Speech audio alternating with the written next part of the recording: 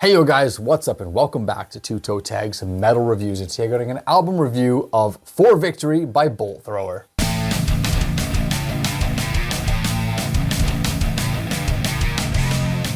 So here we are 30 years later. And well, on the channel 7 years, but we're covering Bolt Thrower finally on the channel. Something I don't even think maybe we've covered. I want to say maybe we reacted once to some video, even though they haven't really been a band that exists for a while. I don't think we've done any Bolt Thrower. Maybe it was something else that we checked out, and then maybe the same day we watched a Bolt Thrower video afterwards. I think this is our first time covering Bolt Thrower on the channel. It probably But it's is. cool. Because it's an album review, Yes. and it's an anniversary review. As I mentioned, 30 years since this album came out. I mean, it came out in November of '94, I think, so hasn't quite been that long yet. Still, it's the year. We're in the year. So Bolt Thrower, classic death metal band. This is a band, I've listened to a bunch of their stuff, but to be honest, like full disclosure, this is my first time diving into an album and really soaking it in. So that was exciting to do. It's something I've been wanting to do for a very long time because I've only ever heard good things about this band. This band is very loved, they're very appreciated, and you never hear anybody saying anything bad about them, right? I never hear it, right? They're highly respected. Classics. Yeah, they're one of the classics. So, diving into the album, for me, just solid through and through. I could say for this album that Bolt Thrower is a band that's just super consistent, and they do what they do very well. So, where do I start? Let's start with some highlight tracks. So, Remembrance, track number 2, basically the first real song, because War, is the intro track, is just an intro. Bleeds nicely into Remembrance, very nice.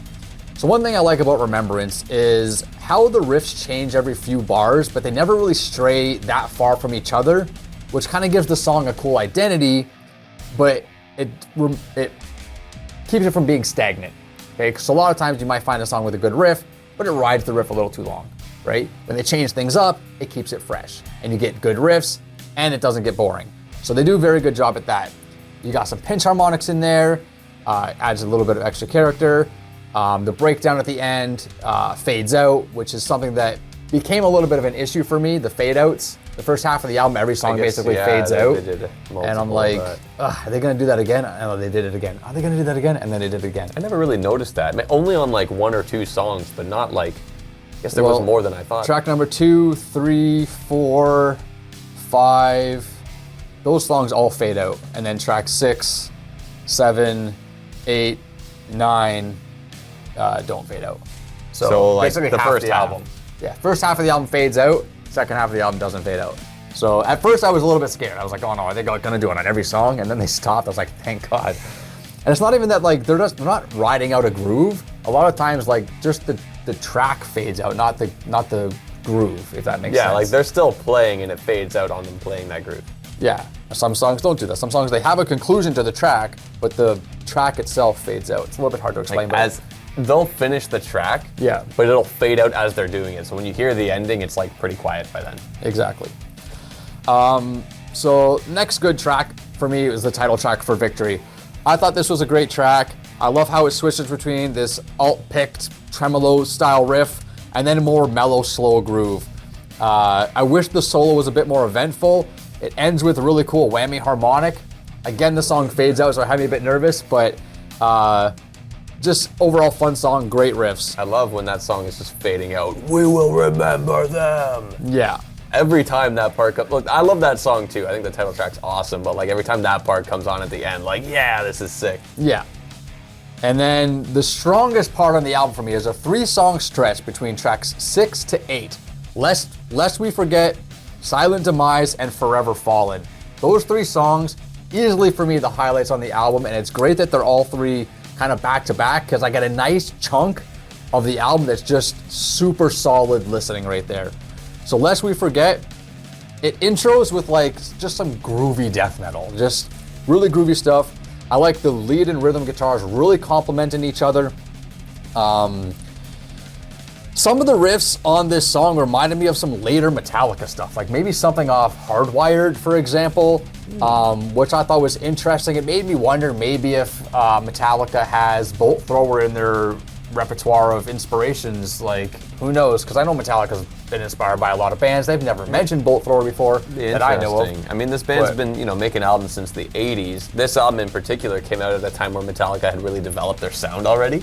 It's true, but again, I'm talking about Hardwired, right? Yeah, that's like way later, I'm talking about way later. So, and again, it's probably a coincidence, like most of these types of things are. But I just thought it was cool that I was kind of hearing that little riff, and I was going, where have I heard that riff or something like that before? And I was like, you know what, that was Metallica. That was Hardwired, something off Hardwired, I believe. Silent Demise is next. So this one's probably one of the best songs of the album because it's one of the ones that stands out the most. It's kind of got a doomy vibe to it. It's a lot more slow. It kind of starts with a breakdown style groove, which I thought was really cool. It builds up to the verse. This like low tempo doomy riffs are repetitive but nice. I also like that there's what sounds to me like a backup vocal. I don't know if it's just the main singer just layering vocals or whatever, but it sounds like there's a backup vocal, and there's certain parts near the end of the song where that's more prominent. I just really like that. I thought that was cool, and it set that song apart compared to other ones for that reason. Forever Fallen, to end this 3 cap of great songs, the opening riff on this song is just deadly. Just super deadly. Love it so much. Rides that riff for a while. I just don't mind that at all. This song has higher tones than other songs, which is something that makes it stand apart, which is something I'm always looking for. It gives it a unique feel on the album. And I don't know why, but the first minute or so of this song makes me feel like it's an instrumental. It's just, I feel like it's performed like an instrumental, and then all of a sudden the vocals come in and I'm like, oh cool, it's just a regular song. But for me, it feels like an instrumental, don't know why, but I still think that's cool. I feel like they ride the grooves and just kind of just get you in a real good death metal mood. Everything else on the album was good. I think Armageddon Bound, the last track, was also a track that stood out because the vocals on that track feel different. I was getting some Gwar vibes on that.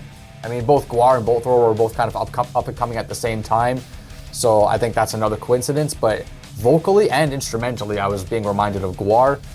The only song I would say that kind of didn't do much for me at all is track number 9, which is Tank Mark 1.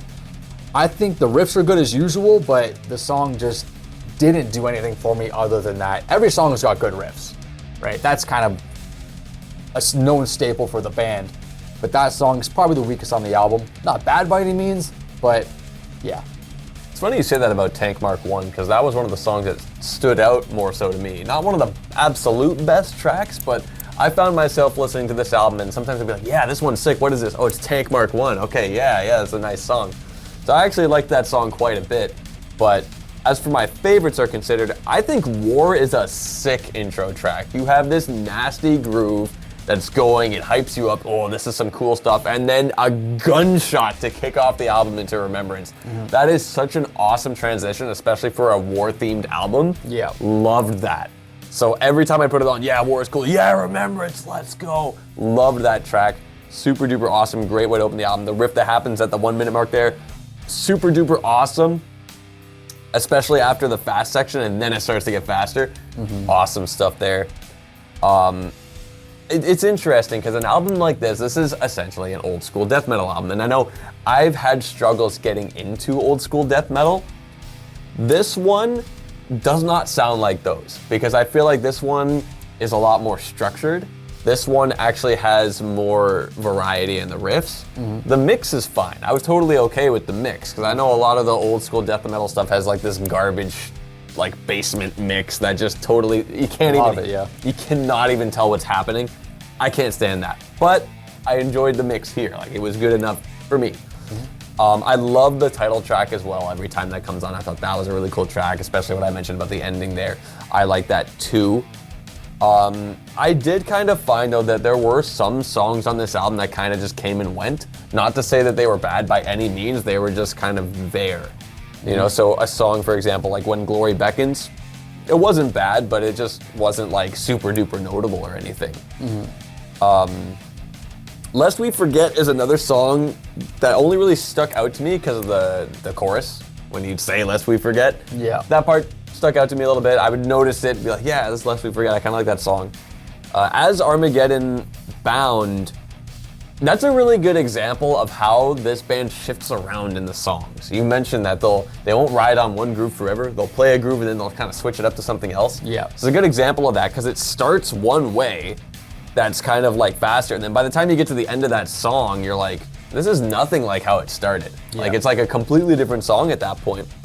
And I'm curious what you think of the shelling at the end of that song. The song ends, it fades out, and you got a guy like fire.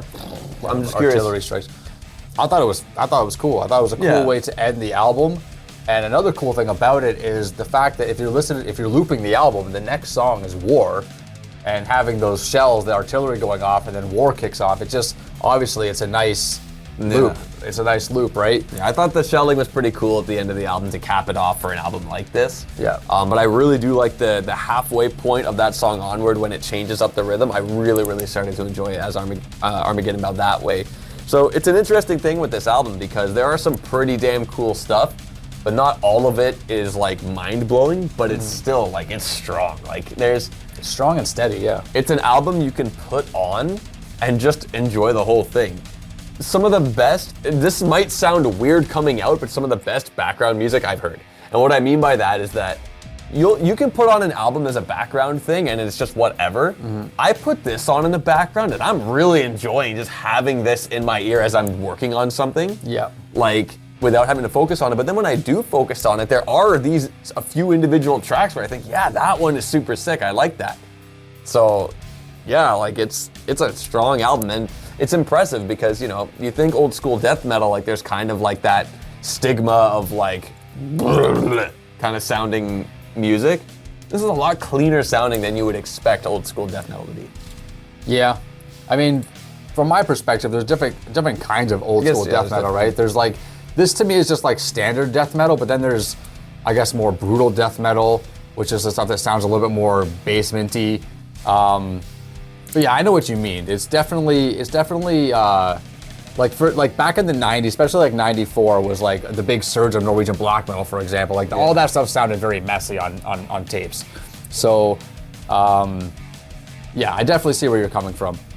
But yeah, as far as this album sounding good in the background, that's very true. And I think the thing that leads credence to that is the fact that it's so strong on its riffs. And, the riffs are just very good. There's multiple good riffs in every song. And it's one of those things where it just sounds really good. And if you stop and start paying attention to it, you're picking up those good riffs now. And you're like, wow, this is super good. So it's just easily the biggest takeaway for me on the album is just such good riffs, man. It's just front to back, just awesome, awesome, awesome stuff. So with that, I think we're ready to rate it. All right. So, I mean, I had a really good time listening to this album. I think there's a lot of fun to be had with it. I was slightly disappointed in the lack of vocal range, but that's also unfair because we've come a long way since 1994. And bands do a lot of different things these days, and they have a lot of different vocal styles. Back then, it wasn't as diverse in the vocal spectrum. And I guess not everyone was doing that either. Like nowadays, you get a lot of vocalists who have such a broad range. Back in 1994, not everyone sounded like what they do today. Well, a lot of times, even today, guys will have like a high and a low, right? And they'll switch between those two, and that kind of keeps the album sounding more fresh. Now, this vocals was fine on here. I'm not knocking it at all.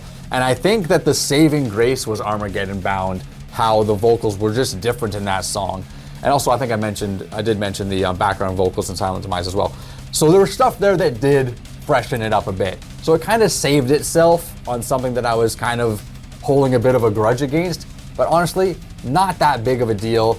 Overall, this album's pretty solid. I'm gonna give it a toe tag. I think it's a super fun album. I'm so glad that we finally got to do Bolt Thrower, and I don't really know what to expect because they have a bunch of albums. I don't know how many. I think they got 5 or 6 albums. I don't even know exactly. A little more than that, I think. Yeah, 7, 8 albums. I don't know. But I wasn't sure what to expect. I don't know what their best album is. I don't know what's considered their best or considered their worst. Is it this one? I don't know. It could be this one. I don't know. Maybe this is considered their worst album. I have no idea. Maybe it's considered. I don't know. So I was a little bit nervous, but it's the 30-year anniversary, so that's why we went with a toe tag from me. All right. Well, as for myself, I did enjoy this album as I was listening to it throughout the week. And it's cool that I was able to find in an album like this songs that stood out. That being said, I did kind of find that there were a lot of tracks that kind of just came and went. So it was kind of a back and forth of like, wow, this album actually has some depth and some really cool stuff and good riffs. Overall, though, it is such a strong package, so it gets me questioning, what are really the heights for this album? That being said, there still were tracks that honestly didn't really, I couldn't write notes on because I'm just like, well, it's just kind of just good stuff. But there wasn't really anything super duper stand out. So unfortunately, it's not going to get a toe tag from me, but this is a strong album regardless, so do not get it twisted. It gets a 7 from me. Solid album. So that's it. Toe tag from me and a 7 from TV Fish. Guys, leave your thoughts down below and let us know what you guys think of this album. Did we make a good choice picking this album? Maybe there's other Bolt Thrower albums that are better than this one. Is this the best one? Is this the worst one? What do you guys think? Yeah, let us know your thoughts on the band. And let us know what you thought of our review. And subscribe if you guys are new to the channel. I'm Vile Self. I'm TV Fish. I'll see you guys in the next one. Keep those heads banging.